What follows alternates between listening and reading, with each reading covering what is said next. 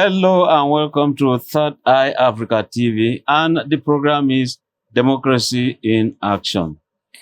Over this weekend, the Independent National Electoral Commission decided not just to release the election timetable, the commission has also released names of candidates. For the presidential, names of candidates and their running mates. Then we also saw the clearance for senators, we saw for House of Reps, and much more. We want to discuss this and, of course, some other aspects of the Independent National Electoral Commission's activities as Nigeria moves towards 2027. My name, once again, as always, is Ben Adam Shemang, the anchor of this program. Our guest is Dr. Omar TANKO YAKASAI. He's not new here, he's always here. And I can see that he's wearing the Asiwaju insignia, purely APC. You're welcome, sir. Thank you very much. Now, INEC has released, the timetable, let's start with, in terms of elections, because they are just around the corner. Now, how do you see INEC activities as Nigeria moves towards 2027?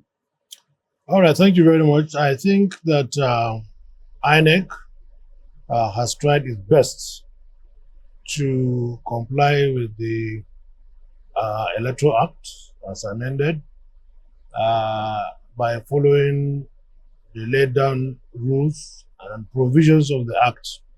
As you know, the Act in its provisions stated some timelines that this number of days before the election, this must happen.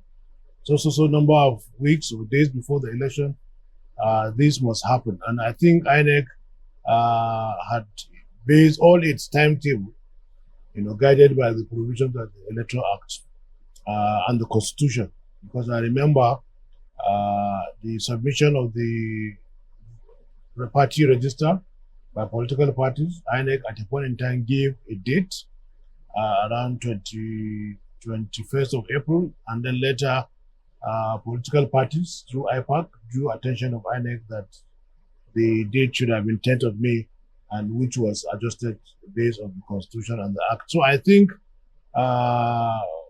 that's exactly what is guiding INEC. Initially also, the lifting of the presidential campaign ought to have happened around 23rd of September or 27th, but based on the review of the Act, I think the date was adjusted to 19th of August.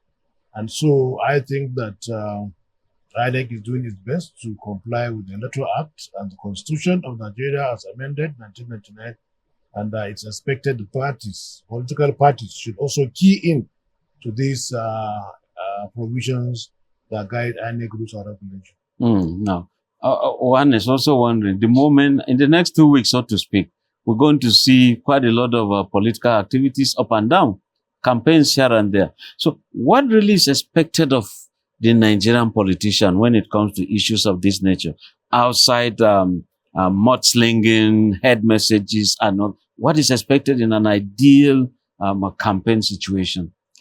Yeah, I think for the first, in the first instance, parties that are serious ought to take INEC's timetable seriously and plan and work with the timetable given by INEC. And I believe that any serious political party by now should have been ready to hit the ground running after the lifting of the ban on the 19th of August by INEC. And so I want us to avoid a situation whereby, it has happened before. INEC will give a deadline and parties will come and complain. So any serious party by now should have been ready. And then by the time the ban is lifted, you are free to start your campaign. If you wish not to even campaign, it's not INEC's problem. You can decide to not campaign until January 1st and end it on January 14th. It's your choice. So I believe that immediately after lifting of the ban, parties will begin activities campaigning around the country to convert support for their for their candidate.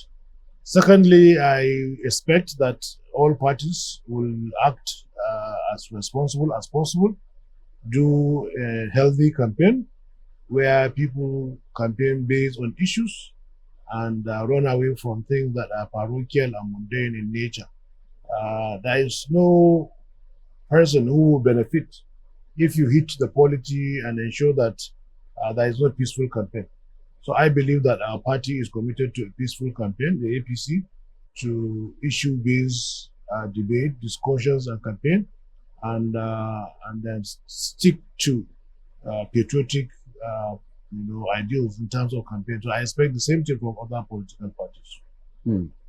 So sometimes this, I call it the penchant to that zeal, or do I call it, they must always move to court to challenge everything in Nigeria.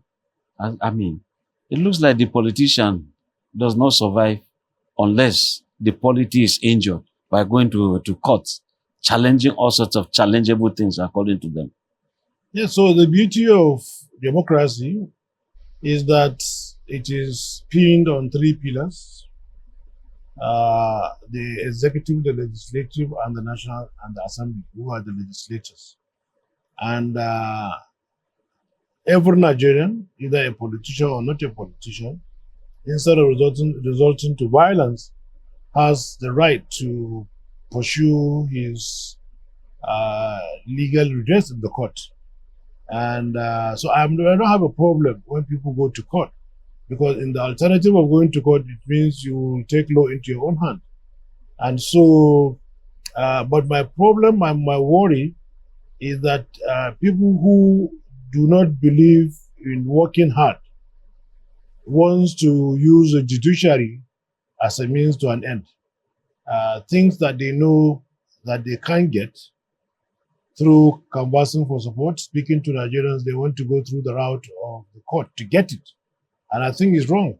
And so those who go to court with the intention of benefiting outside the rules of the game, I think that the court will rule in such based on the facts, and they shouldn't come back to complain that the court is biased or what have you. So as long as you go to the court and you have your facts and you prove your case and you got a verdict, it's fair. But I don't want people to go to court just to create a narrative, knowing fully well that they do not have a basis. They will get a ruling that is not favorable ab initio, and just to create, to play to the gallery or to get sympathy from Nigerians. I know it has happened in the past. Parties have internal conflict. They are unable to resolve their internal conflict, and then they will go to court.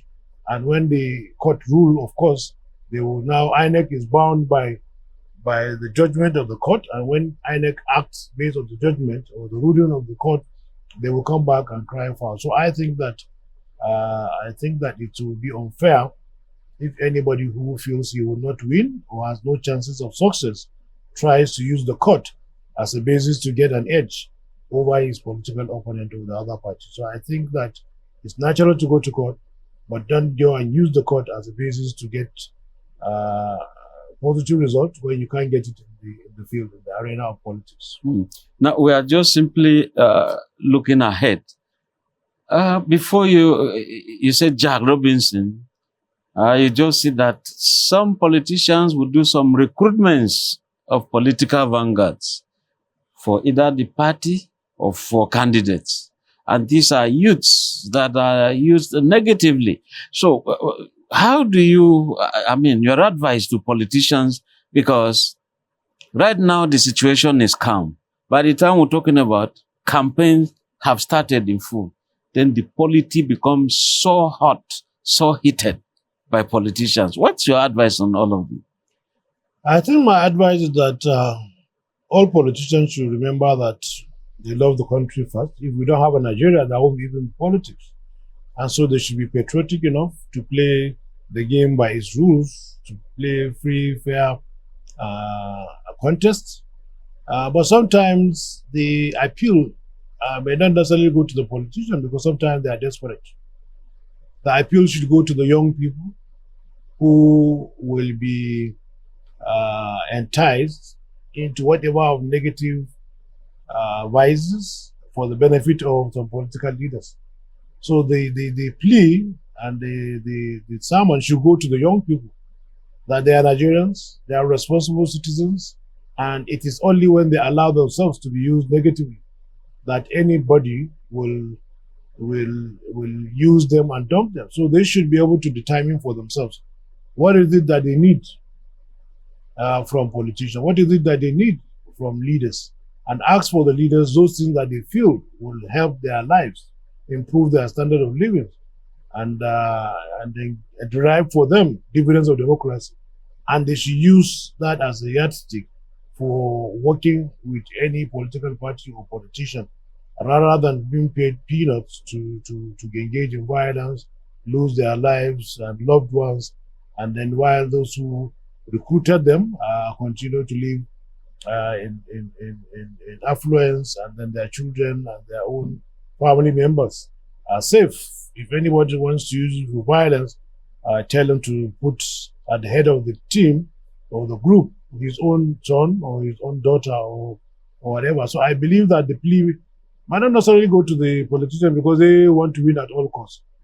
So it's the citizens, the young people, who should make a judgment call and decide to give their support based on what they will get in terms of dividends of democracy, rather than what they will get in terms of naira and kobo that is temporary. Yeah, but you see, the youths are virtually, let me call it, do I say helpless? Helpless on grounds that many do not have jobs. And of course, some are students. They want to just join one and two to ensure that they have three, so to speak. But you just see that the politician is the one who manipulates most in terms of employment, in terms of security. And in the end, when you say, take this, they begin to go there. In other words, why must we always not look at the credentials of a party, the credentials of a candidate, rather than, okay, we're going for this campaign, this is the money for logistics, money for transportation, money for this and that. In this one, then the next one, they say this money for materials for our friends. Sometimes they say the friends are those youths who can scatter or make it happen. Yeah, like I told you, politicians will only do what it takes to win. Until we reach a certain level of development and advancement in our democracy and in the country, this is bound to occur. Like I told you one time, I read a book, Political Order, Political Delay by Francis Fukuyama. And sometimes in the US, in the 1880s, this was exactly what happened in that country. So it's a stage in development, political development and awareness and growth. Nigeria is not out of it. So the Nigerians should not be surprised that we're in that stage. The US at a point was in that stage. It's only economic development that will liberate the young people, ensure that there are enough middle class who value themselves more than peanuts, and that will change the narrative. So, but it will take time to get there. And I want to say that when you said the youths are helpless, there's nothing they can do, I don't believe it. You know, when you read a lot of books about how other countries have developed, you will see that the population or the citizens, you know, find solutions in the situation in which they find themselves. And so the issue of rural urban migration is a problem that is solely created by young people.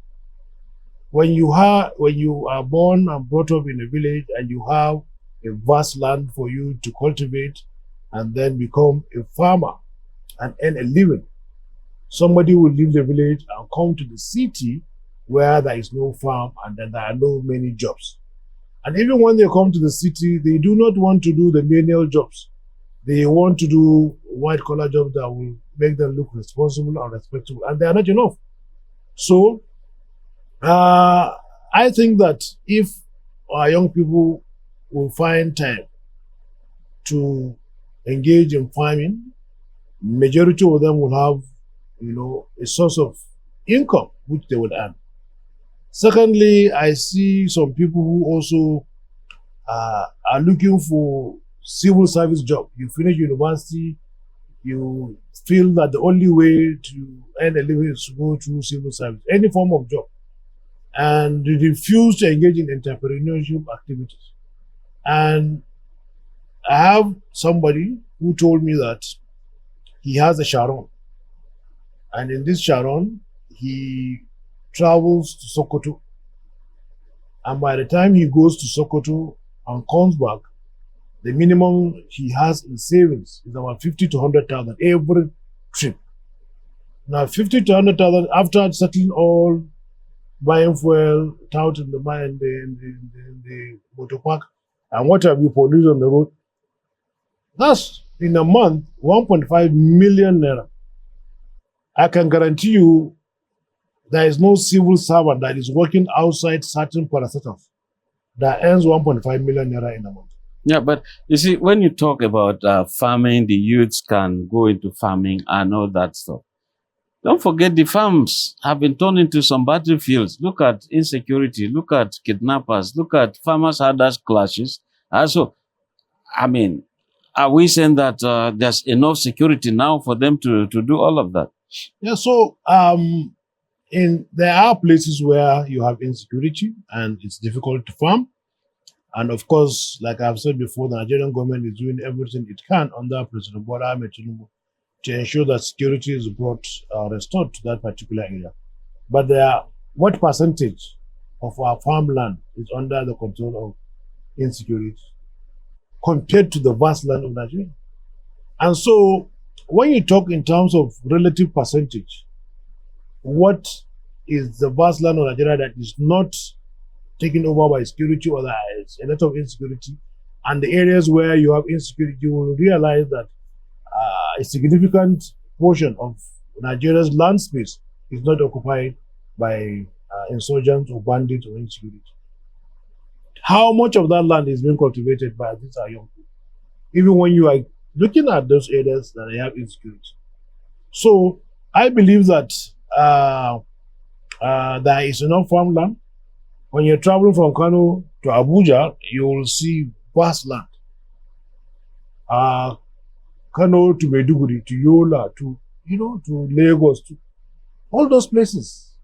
I don't think that it's everywhere that you have insecurity. And so therefore, there is enough farmland to be farmed and then people can be gainfully employed. While the areas that you have insecurity, I know that that is the reality and the government is doing enough to try and ensure that this security is restored to those areas. But Nigerian young people should take advantage of those areas that are no insecurity and cultivate it. Even when you don't have a land, even when you don't have a farm, there are people who have it and they don't have the ability to cultivate it. If you move into that land, you can reach an agreement with the farm owner and you can cultivate the land and agree on sharing formula of the harvest. So I don't think you have to own a land in Nigeria to be able to farm. You can engage with people who have farms and then you can do that. So there are a lot of opportunities and our young people should learn entrepreneurship and begin to engage in meaningful entrepreneurial activities to earn a living. Now, the issue of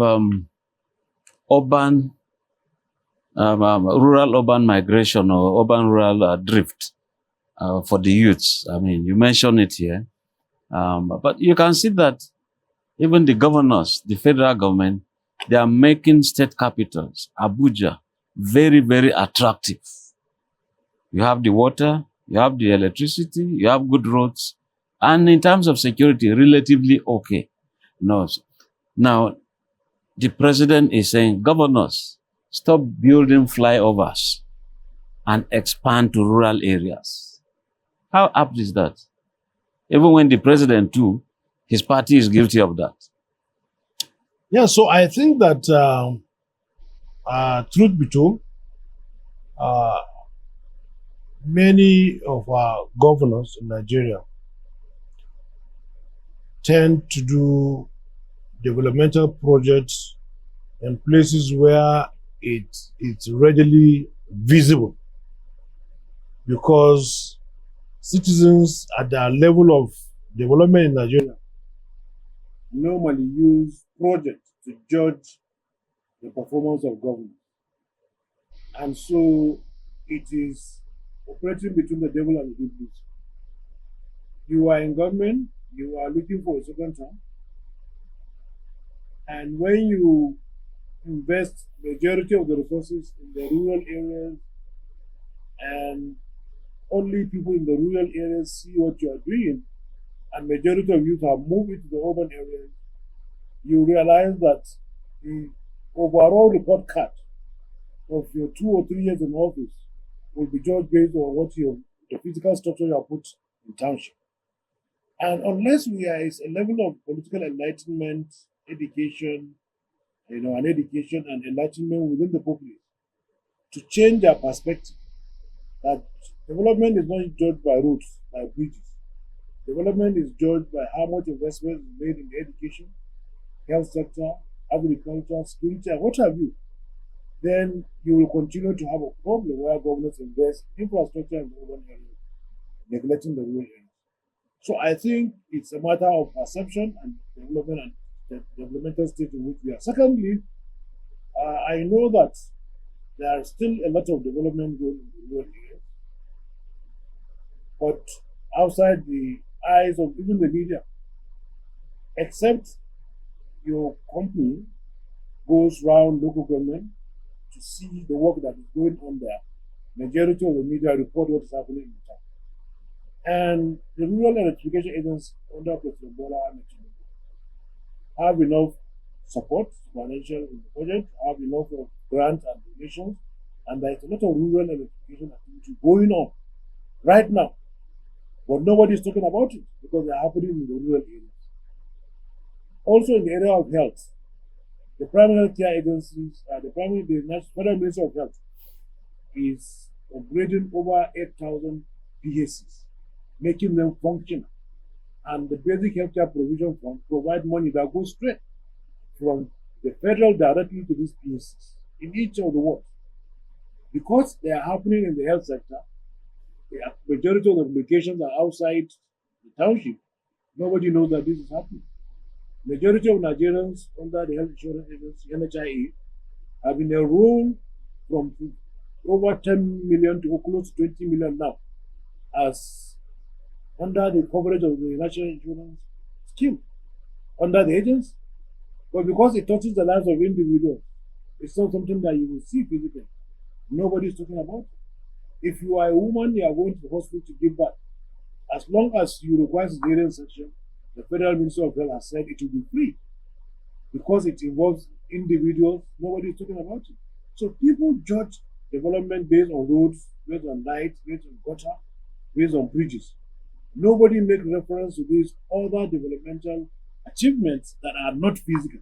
And so that's why you see that I believe that the government, just like the president has said, should invest more in rural areas, in other sectors of our development, other developmental sectors.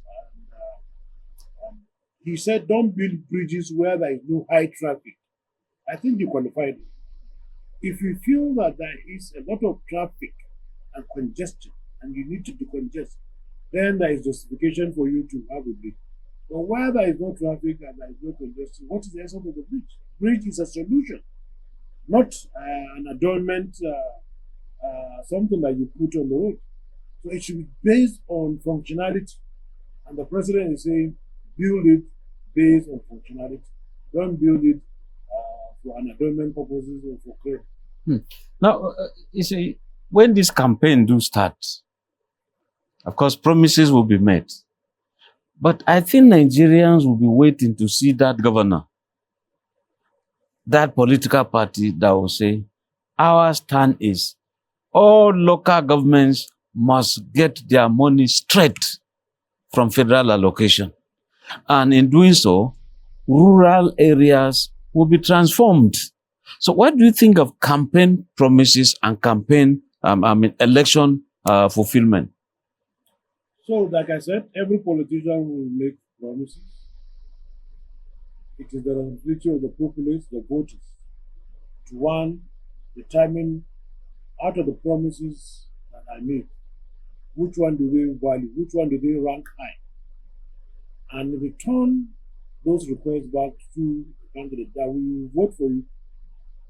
out of the 10 promises that you promised, we are ranking 4 as the most important. And therefore, when you win, these are the 4 out of the 10 that we first want you to deliver for us, in addition to the remaining 6. But in terms of order, we are selecting 1, 2, 3, 4 out of your 10.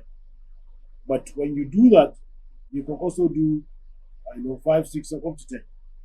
It is the responsibility of the citizens to demand whatever it is that they want and use it as a basis to support any candidate. 2, when the person wins, it is the responsibility of the citizens to hold the leaders accountable to the promises that have been made, to the demands that have also been made as a condition for voting into office by the populace. I use that as a basis to give them a pass mark or otherwise as they come towards the second term. Now the question is, how many of our citizens, of our politicians, of our voters actually organize themselves in a really credible and formidable manner to demand this thing and follow up for accountability sake? How many are able to do that? So when you win and you get away with it, it becomes a narrative that other politicians will copy, and at the end, the citizens, when they don't hold you accountable for your promises and still vote you in every election cycle, then that will no longer matter in an election. So I think that, like I keep saying, it's based on the level of development politically at the stage in which we are. A time will come where citizens will be so enlightened, will be so educated, will be so politically matured and developed that this thing will begin to count. And politicians are good learners.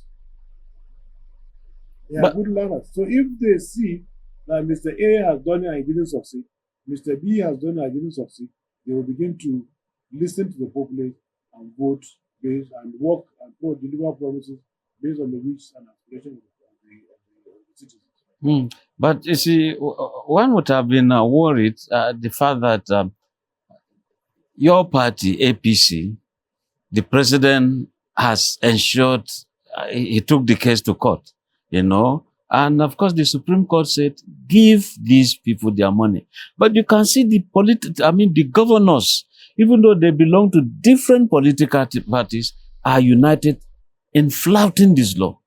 What's that thing that is holding them? By your own thinking. Yes, so, when you are used to an old system, sometimes it's difficult to let it go. For the first time in this country, we have a president that is committed to decentralization and strengthening of local government and state. And so he ensured that local government have full autonomy as verdict from the Supreme Court, financial autonomy, just like you mentioned, and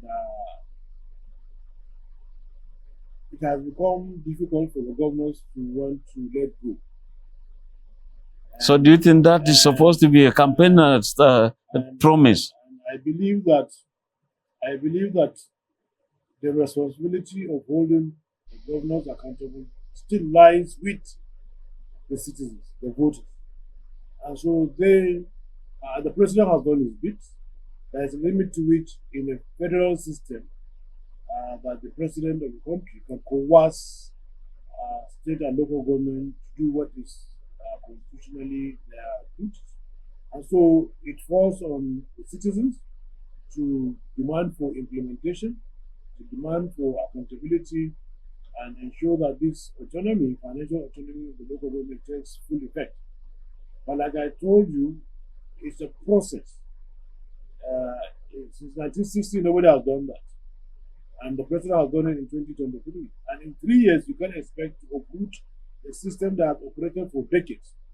It's a gradual process. It has started, and over time, you will see that things will take shape, and I believe that there will be implementation in the future. It just needs enlightenment and awareness on the side of the electorate. Yes. So when you talk about party supremacy, you could see that primaries came and, of course, and went. Those who won course emerged. But you could see that the political parties being supreme, they were still saying they were going to check and see who indeed is qualified, even after winning. In other words, at this point, we are seeing some party supremacy. Some will say, even though it's negative. Those days, NPN, Shagari and Akinloye, who was national chairman of NPN, you could see that the party, being supreme, will summon the president and tell him, this is the stand of the party, this is what we promised Nigerians that we're going to do. Now, but this is lacking now when it comes to real politicking. It's like the political parties are under the mercy of those who are in government. Yeah, so I think it goes down to the credibility of the leaders of the party. If you view yourself as a leader of the party and you contested and you won, and decide not to be interested in any privileges that will come from the executive, and agree to stand firm and face any consequences that will follow based on your principles and based on your firm stand on issues. Over time, the governors, the president will begin to respect the leaders of the party.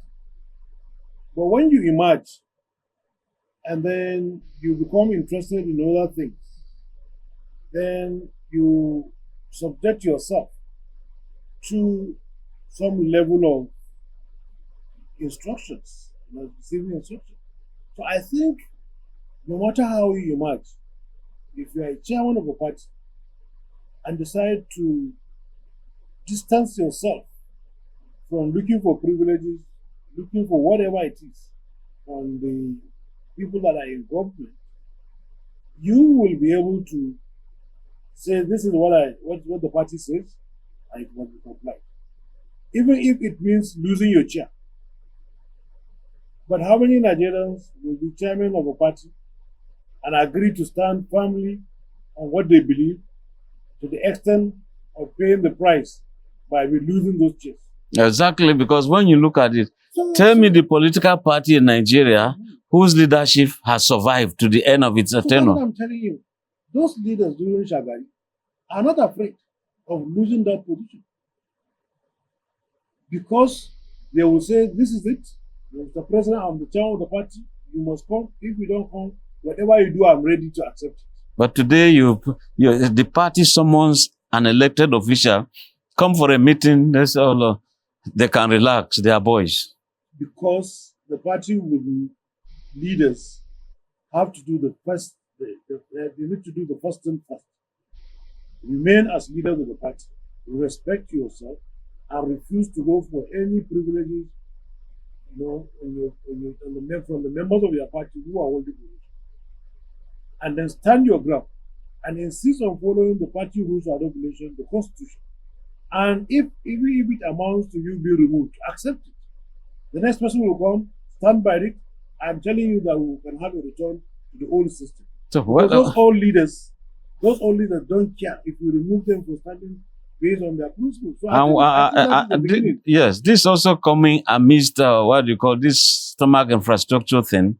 The elected official is sure of some salary for 4 years, at least, and subject to winning another election. For the Senate, House of Reps, House of Assembly, can be a continuous thing. But the executive, they have limit of 8 years if they win.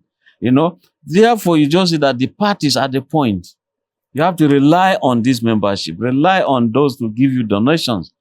So what strength do you have? What muscle do you have to challenge an official who is already a senator, who is already a president, who is sponsoring the party? Those leaders, who emerge as leaders of the party, they are not people who are depending on somebody to feed them. They were leaders who already have their own means of sustaining themselves and their family. And probably that's why Senator Aline Dume is saying law making should be part-time. Go and face real other business, come make law for a day or two, and go. When you are needed, you come back. What do you think about this? So concluding on the other one, I think if people who have legitimate means of earning their living put themselves up for contest and become party leaders, and they don't need anybody to feed them, they will be able to stand their ground and respect themselves. But if people who emerge do not have means of taking care of their family, they need to rely on people in office, this thing will continue to happen. So I think the change starts from the leadership of the party and the leaders that emerge. To what extent they will be able to do that, we are yet to see. So on the issue of the National Assembly, I think that it calls for serious debate. Nigerians has a way of solving one problem with another problem. In a mature democracy where things have been established, a system is working, then there is justification to say that you can have a part-time legislature. But after being out of democracy for so many years and coming back to it in 1999, you would agree with me that there are a lot of things that need to be done that you cannot be achieved with part-time legislation, a system of legislation. It requires full attention, full commitment. Look at the laws that have been passed in the last 20-something years with the return of democracy. How will you be able to achieve that if people operate on a part-time basis? And so there is a problem and there are cons to every argument that comes up in the political discussion in Nigeria. And I think that the best thing to do is to understudy our realities and propose solutions that are in tandem with our realities. Anybody who is proposing a part-time legislation or National Assembly should give me evidence of research that shows that this is the work they have been doing and appraisal 1999 to date, and show that it could have been achieved even with a part-time legislation. Or those who are defending the status quo to also provide empirical evidence that the status quo should remain. So I think the argument should be based on science, should be based on data, rather than just gut feeling. People who have developed democracy outside in other countries of the world, they have a system. They do operational research. When you run a system, you study it, and then you look at weaknesses, you look at the challenges, the issues that they have, and you provide solutions in order to make it efficient. But I don't think Senator Ndime has done any research. He is usually based on his participation in the National Assembly. And if you ask him for raw data, he will just tell you based on his gut experience. He has been in the National Assembly. He has the resources to put professors or researchers to do a research for him, come up with empirical evidence as to the position he is taking, rather than just by mere participation in the National Assembly. So I want it to be based on fact, evidence, research, and then we can take a position on that. Yeah. Before we take a position on that, we'll just go on a short break. And when we do come back, we'll discuss the fact that INEC has released names of presidential candidates and their running mates. Incidentally, a former president, Goodluck Jonathan, his name is missing. We kept calling on the spokesman for that faction, Turaki faction, talking of Ani Obong, to come talk to us. He has not responded. So we have APC here. We invited Labour. We kept calling. We've not had anything from them. And it's expected that we give equal footing. And now that you have come, we'll discuss. So we go on break. Once again, our guest is a member of the ruling APC, talking of Dr. Umar TANKO YAKASAI. My name is Ben Adam Shaman. We'll come to that. Do you know even this ADC? Do you know it takes the grace of God for ATC to win the case in appeal court? In the initial stage, the reasons are ADC. It is a grace of God that they were able to win the case in upper court. But before, there was no reason for for a political party that had been living for long, just register the person without the party without any reason. Just is a ruling party shows their shoulder. That's where the reason. And it's not giving a fair play in the policy. A fair play is the base politics, is the base democracy. But when you try to witch hunt the opposition to a certain level that everybody is glaring, knowing that you are fearing of any strong opposition, it's not the true democracy. Former President Goodluck Jonathan is a PDP presidential aspirant. To me, that is politics. That is politics.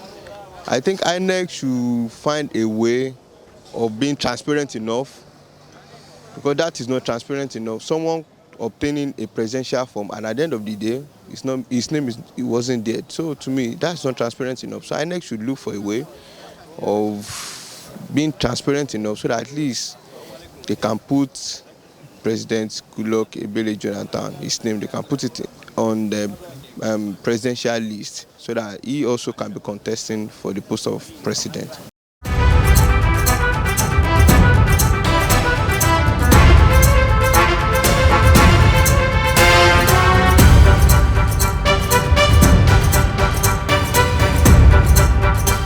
This is Third Eye Africa TV, exposing crime, savaging the nation.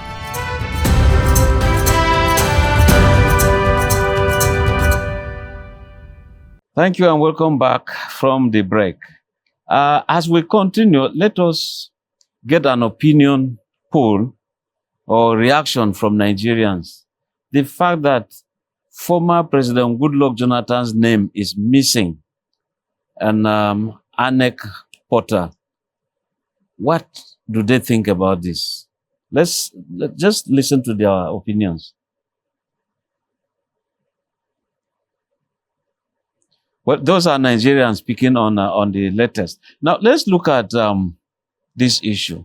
Yes, Goodluck Jonathan is missing on the RF, the portal of INEC. What's your opinion? Good for your party, APC? So, let me first of all state that all of us are in Nigeria, where all these parties over time have gone into internal crisis, and many of them were unable to settle their dispute internally. And some of the agreed members felt that the best place to settle it is in court. And PDP is one of those parties, among others. And so, you remember that before the Ibadan convention, prior to the SAN in March, that party, some of its members took the matter to court, and there was an injunction that the Ibadan convention should not hold. As an SAN and others who knew what it means to go against a court injunction, went ahead, held their convention and said, damn the court. Came back later, and the court were not done. The court gave a verdict that whatever happened in Ibadan was not done, and restored the leadership to another group and gave them the go-ahead to go and conduct a convention and elect their leaders, which they did. And so, in that particular political party, PDP, you have product of the Ibadan Convention, product of the Abuja Convention, each laying claim to the leadership. One has a restraining order from the court, the other one did not. And INEC has consistently said, under Professor Whitman, that we will work with rulings of the court. We will work based on law and order.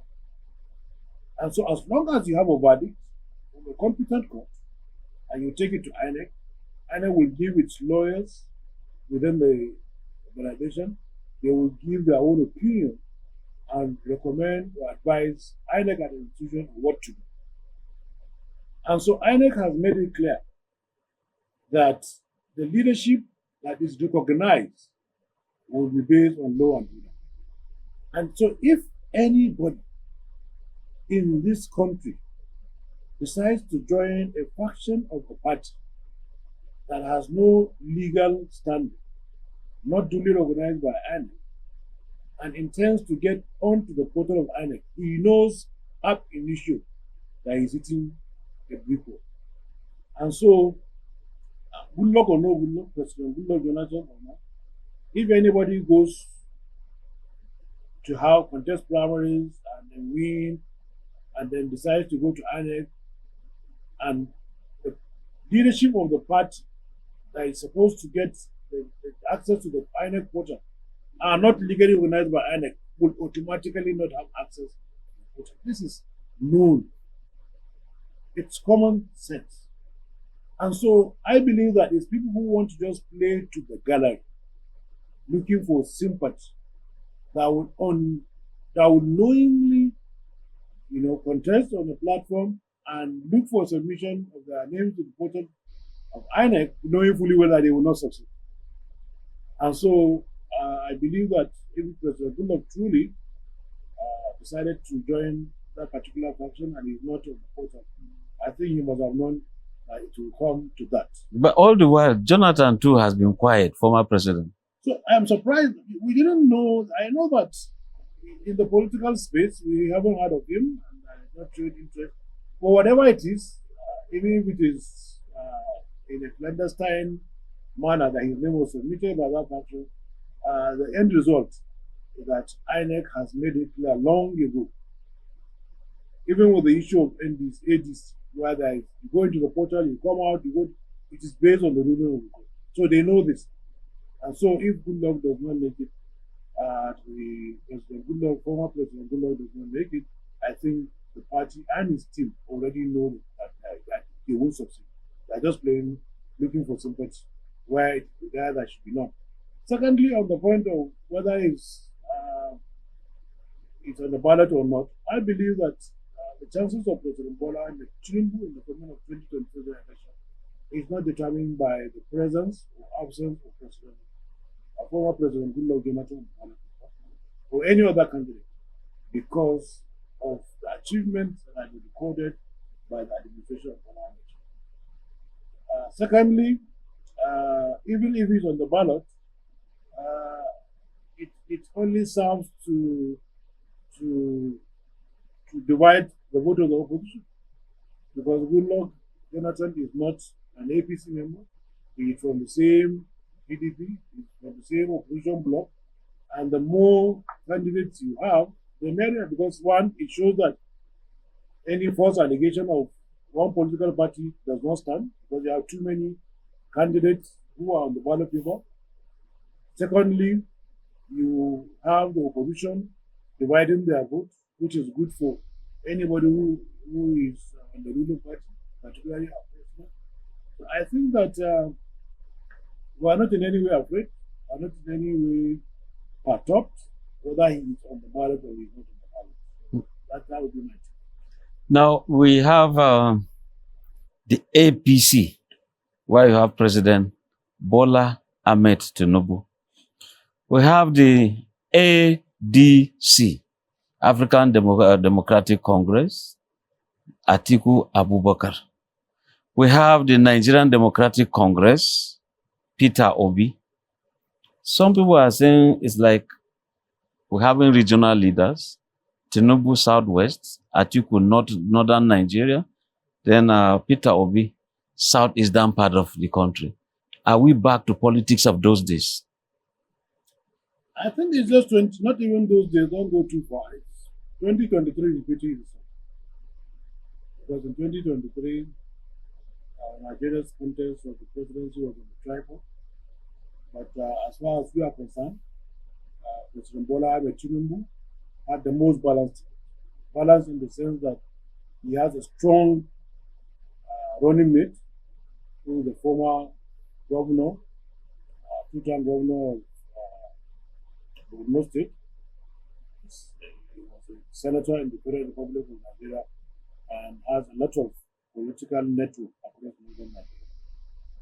And President Bola Ahmed Tinubu is a strong politician, has been in the trenches for the past 30 to 40 years in the political arena, in and out of democracy, even during the military era. And so when the election took place in 2023, you remember,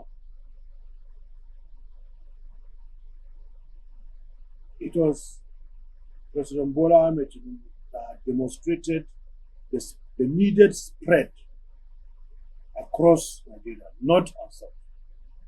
And so he won with a mandate of all Nigerians across 30 states. Because when you need victory, 25% in two-thirds, it was President Bola Ahmed Tinubu that met that criteria. Atiku was strong in the north. He didn't make that criteria. 25% in two-thirds. Peter Obi was strong in southern Nigeria. He didn't make 25% in two-thirds. Only President Bola Ahmed Tinubu. And so, because of the election of 2023, we now know that Atiku in 2023 until date, because nothing has changed, still is a regional leader. And so he will not be able to, even come 2027 general election, nothing has changed for him to be able to achieve the regional balance across two-thirds of Nigeria, because he didn't make it in the first instance, and I've not seen anything that has changed that will make him. So he will be strong in some states in the north, but he will have no strength across southern Nigeria. Peter Obi, the same thing. He is strong in southern Nigeria, in those states where he won, but he will be weak in northern Nigeria, and therefore will not be able to have 25% in two-thirds across the country. Only President Bola Ahmed Tinubu has demonstrated in 2023, and with a growing number of states that have moved into APC, with the achievement that he has recorded as President Bola Ahmed Tinubu under his administration, with the issues that will form central part of the 2023 general elections, bordering on religion, whether there will be fairness, there will be equity, there will not be marginalization. That is no longer on the table. Religion is no longer on the table because the president has won and has shown that he is a president for all Nigerians. So I do not believe that the other candidates will measure up in any way to President Bola Ahmed Tinubu, will never near his chances of victory, and I believe that President Bola Ahmed Tinubu will win the 2027 election. The very last one. At the point, the president had some meetings last week with traditional rulers from southwestern part of the country, and they said, look, they were ready to assist in the fight against insecurity. And thereafter, the president met with the leadership of the Catholic Bishops' Conference. And of course, John Cardinal Onaiyekan went on a TV and made some discussions where he said, look, they discussed frankly on key national issues. And it looks like the Cardinal didn't say anything new that has not been said. But the message has been sent to him. Like Boala will say, Daniel Boala, spokesman, said, Onaiyekan spoke for the Catholics, not Christians. Don't you think the presidential team is rather trying to throw mud into a terrain that is clean? Yes, so, sometimes when religious leaders are involved, there is a lot of emotions, and therefore it is difficult to speak. You can't be too careful in responding and making opinions when traditional leaders and religious leaders are involved, because of the emotions that are likely to be involved around them. But I believe that traditional rulers and religious leaders are the custodian of the spirit of the land, and they are above leaders.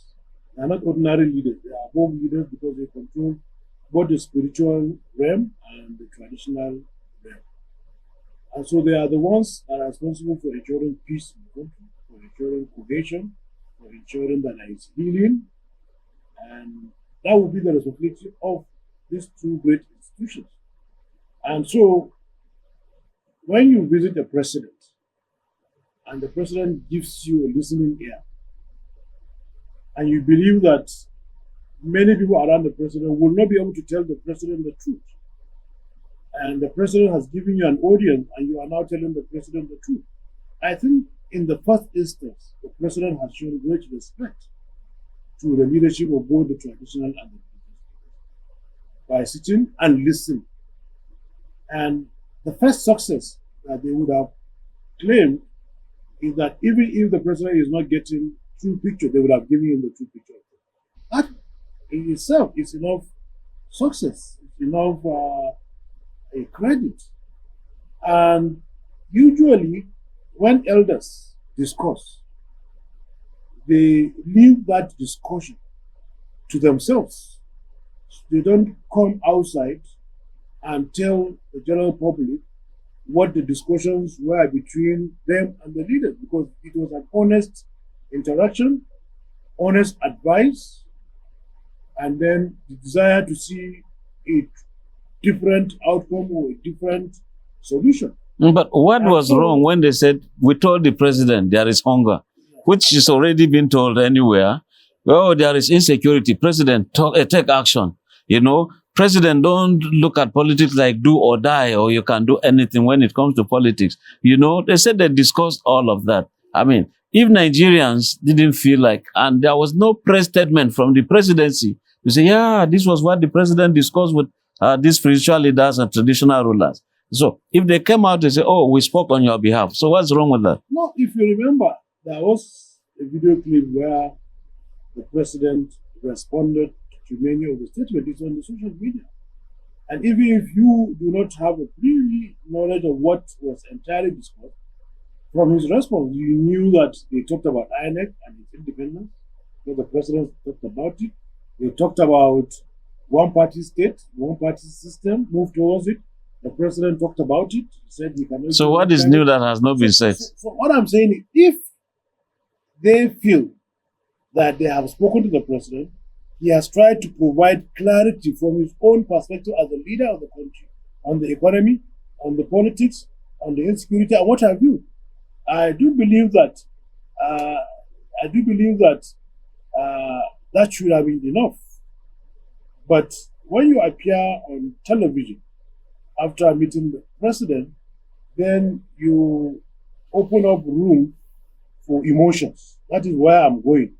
You open up room for emotions because when religious leaders speak, majority of the followers, toe their line. It's almost natural because they are speaking from the pulpit, they are speaking from the point of religion, from the point of the books and what have you. And so if you are conversing with a media man, the tendency is that you end up moving those who believe in you, who are your followers, in a particular direction. And I think that that the conversation they had with the presidency is an honest advice, and the feedback he has given them should have been enough for them to go back and either pass the same message back to him, their judgment on his responses, and then that will end it. But when you come to the TV, it moves towards the realm of politics. Well, the discussion continues. Like some people will name a car. Instead of end of discussion, the discussion continues. So I want to thank you, Dr. Omar TANKO YAKASAI, for appearing on our program as usual. And of course, we believe you are proudly a Nigerian. We thank God. Proudly Nigeria. Thank you very much. It is here that we have to end this edition of the program Democracy in Action, and it came to you through Third Eye Africa TV. Thank you. My name is Ben Adam Shaman.